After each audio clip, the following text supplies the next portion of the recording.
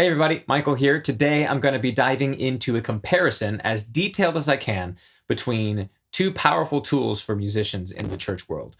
One is something that I use every week and you've seen me use it, Ableton Live, and the other I don't know much about, but I'm going to do as detailed comparison as I can with the Playback App by Multitracks. So I'll be walking you through the software. I haven't really looked into it very much, but I'll look into their features and see what I like about it, and then also tell you what I don't like about it. And you get to choose what you want to learn more. There's going to be a learning curve to whichever one you choose, especially if you're a beginner at this. If you're a more seasoned pro at playing the tracks, but you haven't dived into Ableton, this might help you make up your mind. So let's dive into it. So first up, we have the Playback app. Now, what I have here is I've built a set to just very, very quickly. You probably, watching this, you probably already know how to do it, but for those who don't, as soon as you open this up, you have to sign into your account for multitracks.com. And because they provide so many tracks, they have stuff readily available to you. And it really depends on your account with them.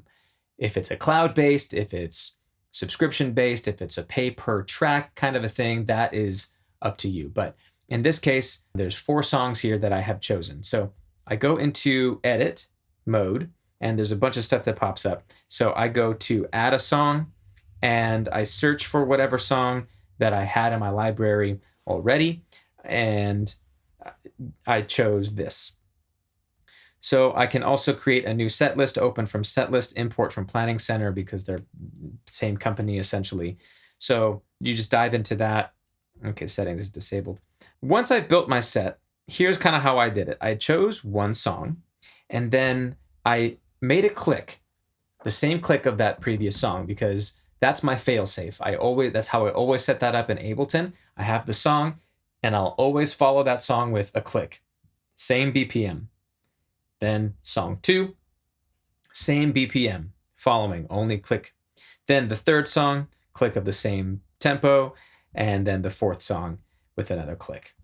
All right, so that's how I set it up. I'll walk through some of the features that I'm just kind of opening this up. Really, I haven't really looked into it, so maybe I'll learn something new. So if I open up the first song, Never Gonna Stop Singing, let's see, I have everything up. If I click this button here next to the play button, I can choose whether or not I want all the faders up or I want all the faders down. So I think all the faders up and I take out what I don't want. This is what I would do. I take out the vocals and I take out the bass and I take out the drums. That is typically what I use for tracks. I'll leave the percussion in and I'll just leave all the guitars in for now, just because I want to hear the tracks. I want to be able to hear what I'm doing. So this button, pad player, the faders, and then it goes into buses. So okay, that's fine. Oh, this is for everything, I think, all the songs. So instead of doing each one, this is just the buses, and this is I don't want drums, I don't want bass for all the songs. So that's fine. I'll just leave that. And then if I do it again, there's a pad player. So it looks like I have a pad. Okay. Change the key, right? Let's see. Change the key. And I'm pretty sure it links to the song. If I click on Never Gonna Stop Singing. 1, 2, intro, 2, 3, 4. Yeah, F. So that's cool. I dig that. Good crossfade. You can probably choose a different, you can choose a different kind of pad that you like. So, oh yeah, link button there to link to the song. Makes sense. Mute MIDI. I'm assuming that you can plug in a MIDI controller and map MIDI mapping. Yeah, so you can choose here. If you plug in a MIDI, I'm not going to plug in a MIDI controller to my iPad, but you can assign all these buttons. So it looks like I have the previous, this is like a previous locator, that what I would use in Ableton, next locator, play button, first song, maybe the next song, or just the hotkeys of the songs 1, 2, 3, 4. That's fine, and all the faders as well. So you could essentially MIDI map the buses and take all the buses and fade out whatever you want with a MIDI controller. That's cool. This is my loop in case I need to extend intros and stuff. Now, doing that on the fly seems to be, it might be a little hard. So actually, let me just try and do that. Top of the song. 1, 2, intro. 2, 3, 4. Let's loop that. Intro. Oh, it's just once. If I click this infinity one. Intro. Got it. All right, let's go on to the next section here. Intro. Full band. Oh, but the worship leader's still talking. Intro. Okay, that's good. I'm gonna turn that off. And then the verse. 1. All right, that seems to be pretty intuitive. You can do that on the fly. Moving on, that's the infinity one. I understand that. Okay. Now, what happens if I get off the click? Because oftentimes the band or a singer will get off cue. Let's go into the verse, okay? And create a situation, create a scenario where the vocals didn't come in time, and so you have to go back to it. So let's just try, see what happens. Verse. 1. They were late. How do I do this? Do that again. 1, 2, 3, 4. I just double clicked it and nothing happened. Oh, it just did the loop. Verse 1. Let me try that again. And 1, 2, 3, 4. Didn't do anything. I don't like that. Verse 1. That was just a repeat section.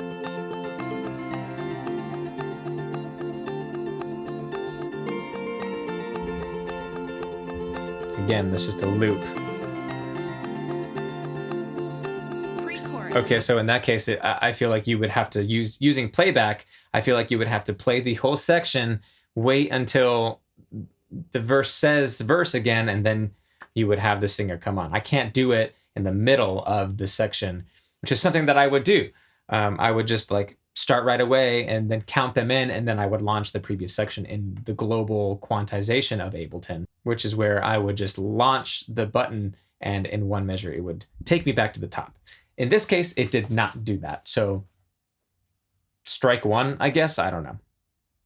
So now, all right, so let's just say your band comes in one beat off. Now you have to get to the click. Let's go to the click only.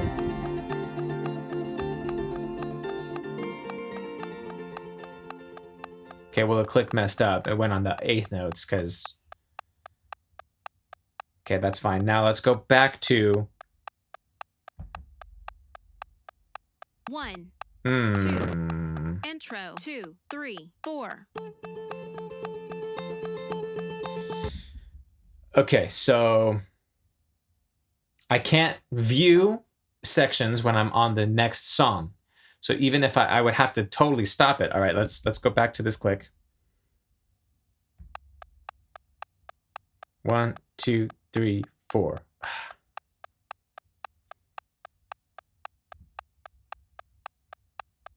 Let me get a metronome on my phone really quick.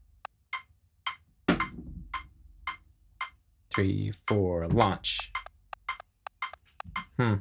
3, 4, launch.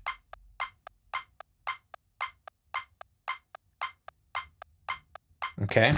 Let me go to Never Gonna Stop Singing. I'm gonna say I'll launch it right before the chorus. 1, 2, 1, 2, 3, 4. Chorus. Yikes. 1, 2, 3, 4. Okay, does that sound on the click to you? It didn't sound on the click to me, and I'm pretty good at launching back in the click. 1, 2, 3, 4. So there's a delay. There's a delay on launching back into the click. It's not right on the click. Strike 2. Look, I'm just calling it like I see it. Okay. All right, well, let me just move on. So if I'm on another song, I can't go to a different song and see what sections I can go to. Bummer. The click, delayed start. Bummer. Let's talk about automation, because I did a little bit of automation here, if you can see. So automation, I go to edit, and you can see this little ring out, or this long ending here. It's this song was probably done in a concert setting, obviously. Church on Sunday morning is not a concert setting, or at least I hope it's not. You don't necessarily need that long crash ring out. I added an automation point, whatever you want to call it, and I said fade out for the next 8 beats. And I assigned everything here. So the bass and drums are already out. So I assigned percussion, tambourine, acoustic, all the guitars. So every track that's there, I said turn down, because in this area, they're up. So then as soon as you get to this point, automation, I said go down. All right, let's hear how that sounds using automation.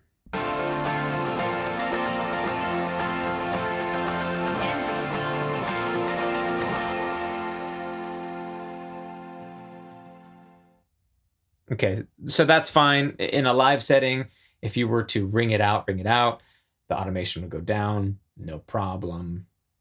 That's fine. I'm trying to think, because there's in Ableton, if I wanted to cut this section here, or edit this, no, let's go song map. Let's say I wanted to go to the bridge. Let's go to the bridge. So dynamically, you can already see that they're different. And I wonder if there's a swell or something, because let's say from the chorus to the ending, there's a swell. And if I add a bridge after the chorus, it would go and it would cut the swell, because the tracks are split in that area. In Ableton, what I could do is I could take that effect and I can drag that stem out, only that swell, and it would work. It would into the bridge. Now, I just want to see what this sounds like, because there may not be a swell, and that's fine.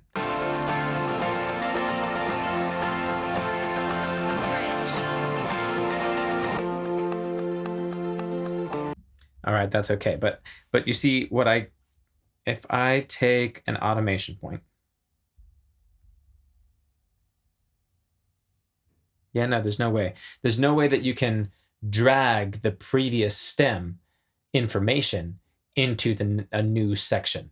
And you can't copy one single stem and start chopping up and cutting and taking it and dragging it into a new section. That's a bummer, because sometimes those things are needed when you're editing tracks, especially if you're doing it on the fly or building arrangements.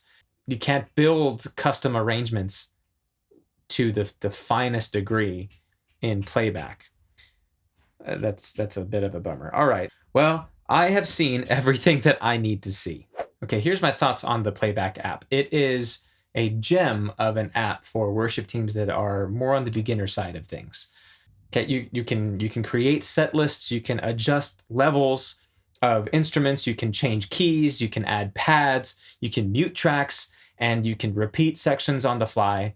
That's great, but there's limitations. So if I put Playback head to head with Ableton is going to win no matter what. Ableton is very complex, it's comprehensive, where the Playback is very straightforward and very intuitive and user-friendly. So Ableton's a clear winner, for me at least, with the amount of features that it has in the sense of music production. Editing stems, chopping things up, copying things over, and even launching the click, and there's no delay. I can launch something in and I can play to the click, and I can go back to, once I'm on a click, I can go back to a section that's been mapped in previous songs, where I can't do that in playback. Go watch my Tracks in Ableton course where I dive into how I run Ableton, Tracks in Ableton. It's very extensive. You will leave with very few to no questions at all. You can get started right away using Ableton. But if you're looking for simple, if you're looking for a somewhat reliable tool playing to tracks, Playback is a great option for you. The advantage that Playback has is it's specifically for in worship communities. There's stems from the original recordings. So as far as quality goes, it's really, really top notch. And I believe that you can import your own stems. There's ways to do that. I did a quick Google search and it kind of showed me some stuff. So if you need to add your own stems, you can absolutely do that. I'm not going to show you how to do that necessarily in this video. That's not what it's for. Now, Ableton is a pricier investment and it's a little bit of a learning curve. But if you watch my course, see how I run it, you can learn how to do it. It's really quite simple once you understand how to do it. So in my experience, both Ableton and Playback have its place. Ableton is my go-to for all of this stuff. Playback might be your reliable companion for your setup, and that is okay. So all in all, hate to say it, I don't like Playback. Coming from Ableton, it's going to be very hard to switch me over to Playback. But it's easier for me to switch you over to Ableton if you're using Playback. You just got to have someone to run it. There's limitations for people. I understand. Do what you got to do. But if you're looking to step up your game, if you're looking for quality, if you're looking for creativity, if you're looking to be more spontaneous while keeping everybody on track with maximum flexibility, then Ableton is going to be the way to go. But anyway, both are fantastic tools in their own right. The best choice is really going to be up to your needs, your preferences, and the context in which you're going to use these applications. I encourage you to try both of them. Try Playback, see how it works for you. Try Ableton, see how that works for you, and see which one resonates with you the best. And just remember that the best tool that serves you is the one that helps express your creativity and passion for music. Both Playback and Ableton can do that. At the very least, I hope that you found this video helpful and useful, and I will see you next time.